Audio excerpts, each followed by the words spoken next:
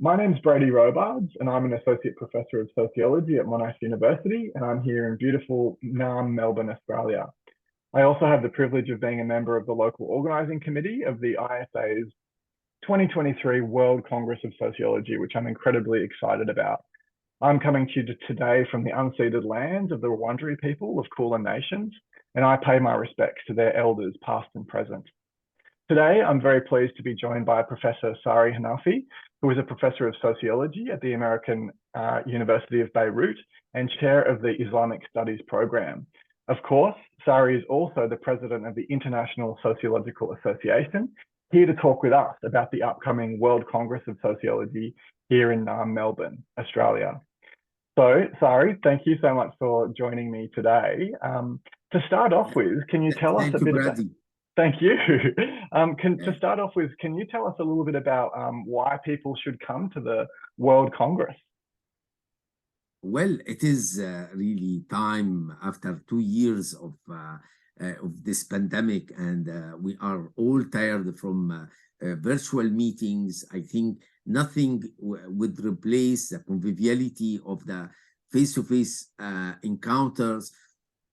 Personally, I have all my global career thanks to ISA and its congresses is there where I met many people for my research. I extend my networks.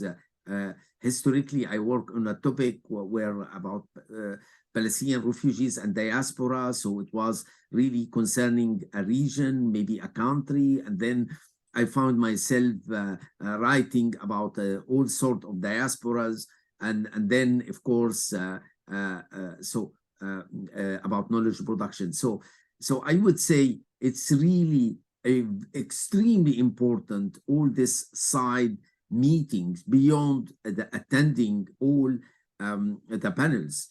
And in any case, let me say that we have more than 7,000 abstracts, which is 12% more than our previous Congress in Toronto, where so this is very optimistic, if you like, scenario we have that it will be a lot of people in Melbourne. 2/3 said so far that they will come, and hopefully it will be more than the 2/3 come to Melbourne.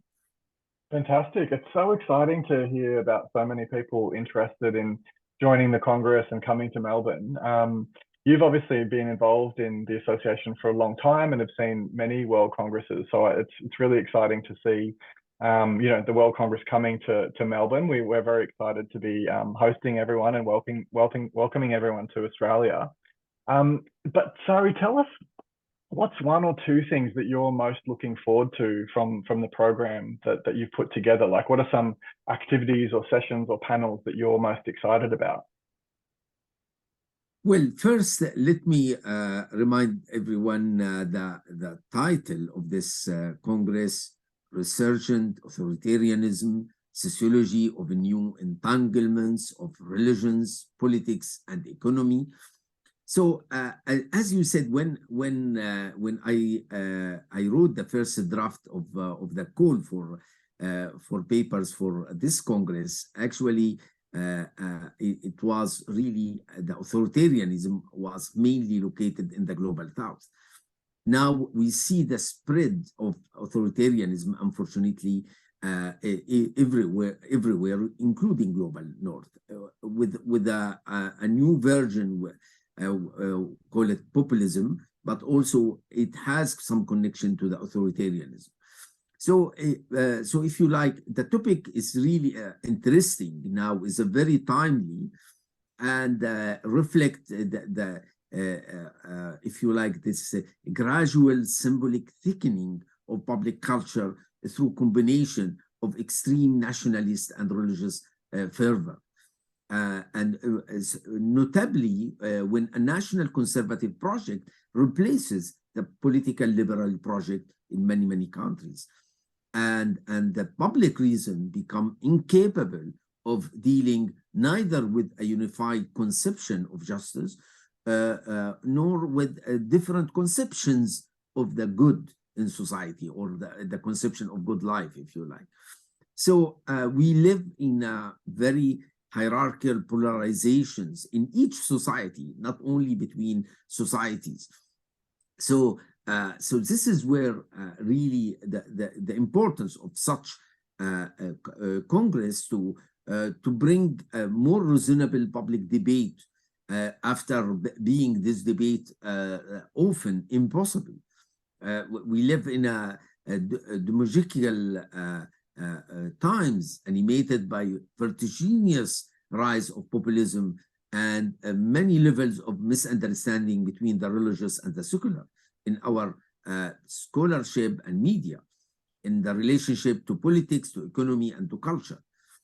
So the conference will really try to deal with these issues. And as you see in the title, there is a question of religion, because I think there is we cannot rely anymore on how the secularization paradigm has advocated, if you like, that we end up by no religions in our globe. I mean, religiosity is increasing in many really regions. I would say only Europe is somehow an exception.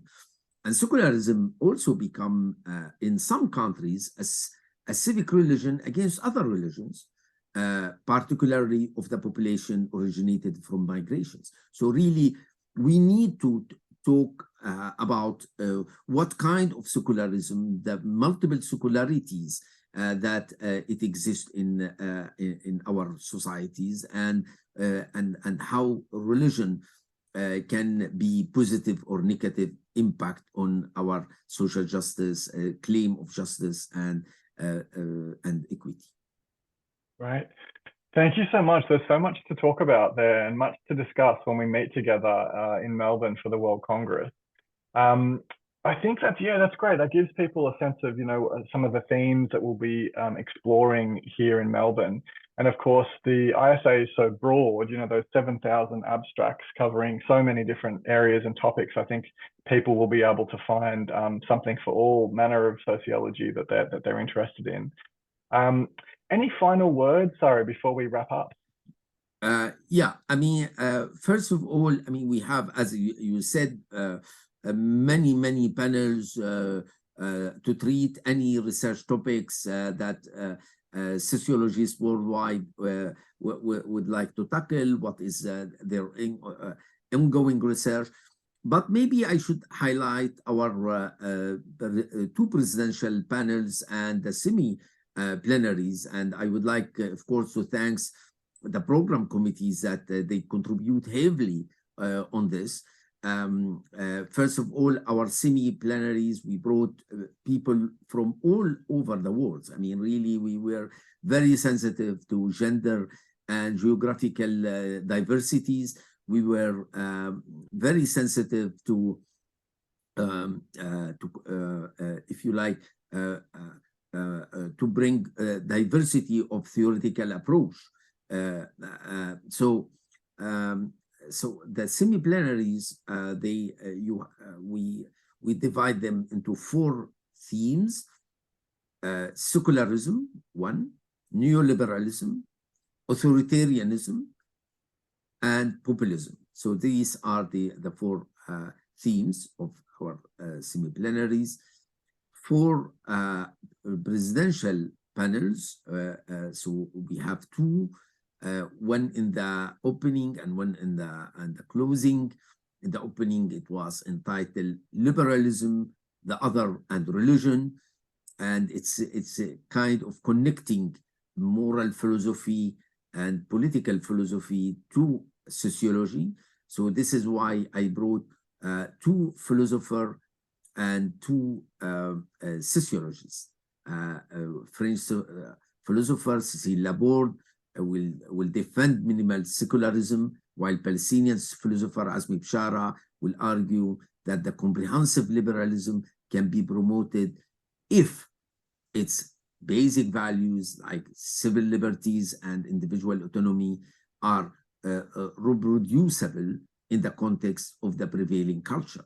So, and then other two sociologists, Friedrich Vandenberg and Anna Halfhoff, that they will defend liberal communitarianism for the first, and for Anna, who is Australian, as you know, will show us the role of religion as enabler and resisting the anti-cosmopolitan terror manifested in the rise of religious nationalism. So this is the first panel. The second panel, entitled Building a Just Post-COVID-19 World. I'm so glad to bring one anthropologist, Didier Fassin, French anthropologist, very known, and of course, three sociologists, Eva Ullouz and Afi Adugam, and one Chinese scholar. Still, we will identify the name very soon. So these three will debate from different perspectives. I mean, with a different sensitivity. Adugam he has a Ghanaian sensitivity about what is going on, specifically his work about religion, science, and pandemic, how they play out in myriad ways. So I think it will be an exciting panel. And also, I should mention that we have a spotlight sessions for the policymaker, if you like, to address a large public. It's open to the large public, and we have three topics. First, about Islamophobia and racism. The second, about Ukrainian crisis, and how we have if you like, a kind of sociological analysis why it happens, and the ongoing terrific and tragedy of Ukrainian people. And the third is about the Palestinian-Israeli conflict. And so this is spotlight sessions. As objective is to really to bring dialogue between different stakeholders, and the Congress will provide place for such reflection. And finally, we have authors meet critiques. So it's a kind of, we select 6 books, and we will debate these books. And these books are not anymore only from Global North, but also from Africa, from the Middle East, from South Asia. So I'm glad that more and more we decenter if you like, what we highlight in our Congress. Our Congress really more and more international, and address what historically have been like a Global North Congress. Fantastic. It sounds so exciting. And when are we going to have time to sleep? I think that the week is going to be so packed full of intellectually stimulating panel sessions, all of those ones you've described, plus all of the other sessions that people will be able to go to, social events, meeting, networking. So I think it's really exciting, and I'm very much looking forward to welcoming people to Melbourne and meeting you in person, Sari, as well. Well, we might leave it there then. Can I really, I should thank so much the local organizing committee. I mean, really, the work of Dan Woodman, Brady, Robrad, and other all our friends really in Australia, and Australian Sociological Association. They were wonderful organizing this, and this Congress cannot be as good as it is so far in the preparation without this local committee. Thank you Thank so you so much. much. No, thank you. We're really looking forward to welcoming you and all of our delegates to the Congress this year. All right. Thank you.